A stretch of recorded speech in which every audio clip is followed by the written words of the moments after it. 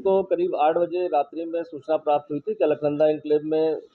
श्री गर्ग साहब रहते हैं वहाँ पर, अशोक कुमार गर्ग जी, जो एनजीसी से रिटायर्ड है, और उनके घर में कोई हमला हो गया, लहू-लुहान है। इस सूचना पर पुलिस तत्काल पहुंचकर उनको हॉस्पिटल ले गई थी, लेकिन हॉस्पिटल में उनको ब्रॉड डेड घोषित किया गया था। घटनास्थल का जब निरीक्षण किया गया तो घटनास्थल के निरीक्षण में कहीं भी वहाँ कोई फोर्स्ड एंट्री या इस तरह का कोई लूट-पाट का कोई अंदेशा नहीं दिखा, सब चीज़ें इंटैक्ट दिखाई दी। साथ ही साथ ये भी पड़ोसियों से पता चला, जो पड़ोस में रहते हैं, जिन्होंने सूचना दी थी, कि उनके द्वारा श्री गर्ग जी को कुछ कराहने, चिल्लाने की आवाज़ सुनाई दी थी, और साथ ही साथ कोई व्यक्ति वहाँ पर ऐसा लग रहा था कोई पासवर्ड की बात कर रहा था। चूँकि ऐसी बात आई थी, प्रथम दृष्टया जितनी भी पूछताछ वहाँ हो पाई थी, और ये बताया गया कि जब कॉलोनी के लोग वहाँ इकट्ठा हुए तो गेट के बाहर तो 2 व्यक्ति जो है वहाँ से पीछे से कूदकर, जो प्लॉट बने हुए हैं, वहाँ से भाग गए। इस सूचना के आधार पर जितनी भी पूछताछ थी, उनके परिजनों से भी बात की गई, लेकिन कहीं भी कोई रंजिश, कोई प्रॉपर्टी डिस्प्यूट या अन्य कोई ऐसी बात नहीं पता चल पाई थी कि जिससे लग रहा हो कि क्या मोटिव है। चूँकि लूट का मोटिव भी घटनास्थल को देखकर कहीं से नहीं लग रहा था कि कोई खंगालने की बात आई हो, कोई चीज़ चेक की गई हो। तो इसके बाद जो हमारे पास था मुकदमा, जो इनके ब्रदर के द्वारा लिखवा दिया गया था, अशोक गर्ग के द्वारा। इसके अलावा जो हमें वहाँ सबसे महत्वपूर्ण बात ये पता चली थी कि वहाँ पर पुताई का काम चल रहा था, और वहाँ पर कमरा देखने के लिए लोग, जैसे आजकल रेंट पर देते हैं, सबलेट का बोर्ड भी लगाया था, और इसके अलावा लोग वहाँ आते रहते हैं। इस आधार पर पुताई वालों से भी पूछताछ की गई, तो उनके द्वारा बताया गया कि हाँ, यहाँ पर लोग आते रहते हैं, और दिन में भी 2-3 1-2 फैमिलीज़ वाले, 1-2 लड़के भी आए, और वो अपना कमरा देखकर किराए के बारे में बात करके चले गए। इसके बाद जो जितने भी वहाँ सीसीटीवी फुटेज थे, चूँकि घटनास्थल पर कोई ऐसा सीसीटीवी हमें नहीं मिल पाया जिसमें अभियुक्त का कोई चेहरा या हुलिया आ पाया हो, तो पूरी टीम ने जो उसमें प्रयास किया, उसमें जो तब ये चीज़ें प्रकाश में आई कि अभियुक्त जो है वहाँ से निकलने के बाद पैदल ही करीब 2 से ढाई किलोमीटर, जो हमारा गालीग्राम सत्तू घाटी, जो कंजेस्टेड एरिया पूरा कहेंगे शहर का है, वहाँ पर वो पैदल-पैदल वहाँ से निकले। तो जो छोटी-छोटी हमें फुटेजेस, क्लिप्स मिली, उसके आधार पर सिर्फ़ हमें काले रंग का और नीले रंग के जैकेट में 2 युवक ही दिखाई दिए। इसके अलावा कहीं कोई ऐसी क्लियर फुटेज नहीं प्राप्त हुई, या कोई ऐसी गाड़ी हमें नहीं दिखी जिससे वो जा रहे हों, जिससे कुछ और आगे हम इस पे इन्वेस्टिगेशन कर पाएँ। और इसके अगले दिन बाद फिर हमने उसी फुटेजेस के आधार पर लास्ट में एक जगह ट्रैक किया कि एक ई-रिक्शा पर, लाल रंग के ई-रिक्शा पर वो 2 लोग बैठ के उसी घटनाक्रम के जो कंटिन्यूएशन था उसमें जाते हुए दिखाई दिए, और उसके आधार पर ई-रिक्शा एक ट्रैक हुआ, लेकिन ई-रिक्शा का भी नंबर हमें उस पर रात के कारण कहीं भी ऐसा नहीं आ पाया कि ई-रिक्शा कौन था, जिससे ड्राइवर से कुछ जानकारी की जाए। इसके आधार पर जब ई-रिक्शा की तलाश के लिए हमने फिर से अलग से टीमें बनाई, जितने भी रेड कलर के ई-रिक्शा उस रूट पर या उसके आस-पास के रूट पर चलते हैं, उन सभी को हमने पूछताछ करी, और बाई चांस ऐसा रहा कि वो ई-रिक्शा जिस पर वो 2 युवक बैठ के उतरे थे वहाँ पर, उनको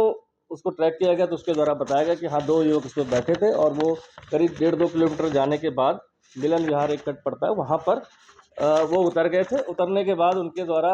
पूरा किराया नहीं दिया गया, ये बताया गया उनके पास पैसे नहीं है, और ₹5 मात्र देकर वो तेज़ी से गली में चले गए, और रिक्शा वाला भी चला गया। और उसके द्वारा जब हमने घटनास्थल का, वहाँ का, जहाँ ये उतरे थे मिलन विहार कट पर 2 युवक रात्रि में, उसका भी निरीक्षण करा। उसमें बताया कि गली दिखाई, बताया इस गली में जाने के बाद वो चले गए, वो पैदल गए। आगे की स्कूटी खड़ी थी, ये स्कूटी उनकी थी कि नहीं थी, ये मुझको अंदाज़ा नहीं, और वो भी वहाँ से चला गया। चूँकि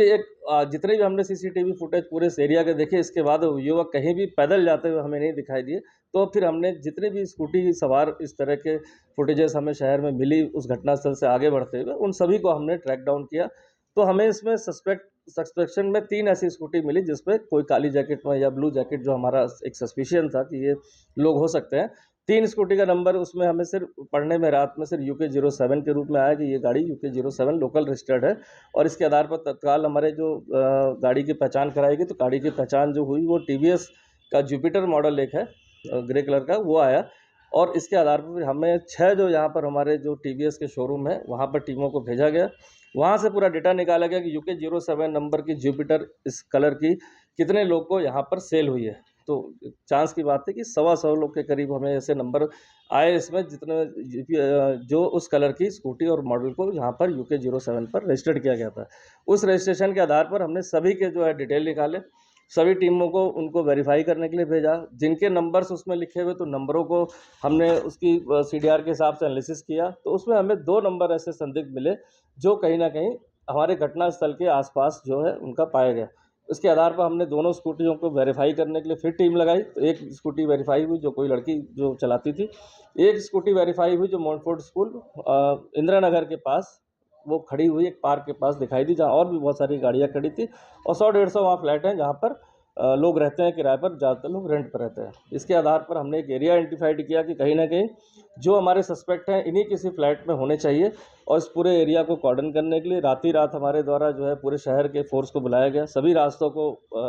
उसको चेक किया गया, सभी अधिकारियों को इसमें दायित्व सौंपा गया। इनफैक्ट खुद भी रहकर इसको जगह-जगह देखा गया, कहीं ऐसा ना हो कि जो सस्पेक्ट है हमारी किसी गतिविधि सत्यापन अभियान से वहाँ से भाग जाए। और फिर लोकल जो हमारे 1-2 लोग थे मुखबिर टाइप के जो काम करते हैं, उनसे पूछा गया कि इन पूरे फ्लैट्स में या आस-पास में कोई नवयुवक हाल-फिलहाल में किराए पर आए हों या पहले से रह रहे हों। तो हमें 3 फ्लैट का पता चला जहाँ पर हाल-फिलहाल में आए थे या पूर्व में यहाँ पर रह रहे थे। इसके आधार पर हमने रैंडम जो है एक-एक करके सबको चेक करना शुरू किया, और इस तरह से हमें 2 सस्पेक्ट जो हमारे थे वो ट्रैक डाउन हुए, जिसमें एक नवीन कुमार चौधरी जो दौराला मेरठ का रहने वाला, दूसरा अनंत जैन है जो बागपत का रहने वाला है। इसमें नवीन कुमार पेस्ट कंट्रोल का काम करता था और अनंत जो है फाइनेंस का काम करता था। वर्तमान में दोनों की आर्थिक स्थिति बहुत ही जर्जर थी, और नवीन कुमार चूँकि उसकी वाइफ़ प्रेग्नेंट थी, तो उनके द्वारा था कि वो फर्स्ट फ्लोर में रह रहा था, कहीं ग्राउंड फ्लोर का वो अपने लिए कमरा खोज रहा था, और कुछ पारिवारिक अंतर के कारण चूँकि उनकी आर्थिक स्थिति ठीक नहीं थी, तो ये दोनों के द्वारा जब एक कमरे की तलाश की जा रही थी, तो तब चूँकि अनंत जैन जो है वो पूर्व में भी अलकनंदा एन्क्लेव में रेंट पर रह चुका है, तो उसको पता था कि आस-पास रेंट पे यहाँ काफ़ी लोग किराए पर देते हैं, और उसमें एक सीनियर हैं, वो भी अपने किराए पर कमरा देते हैं। और ये फिर वहाँ गए पूछने के लिए, और इसके बाद जो श्री अशोक गर्ग जी हैं, उनसे वार्ता में पता चला कि इसका एडवांस अगर जल्दी दे देंगे नहीं तो रेंट पर उठ जाएगा। उस एडवांस को देने के लिए उन्होंने कहा कि हम रात को या कल आएँगे आपको उस चीज़ का रेंट का एडवांस देने के लिए, और पुनः ये फिर वहाँ पर करीब 7:15 बजे फिर पैदल वहाँ पहुँचते हैं, अपनी स्कूटी को बहुत पहले खड़ी करके, और उनके दिमाग में था कि कहीं न कहीं इनके पास कैश होगा।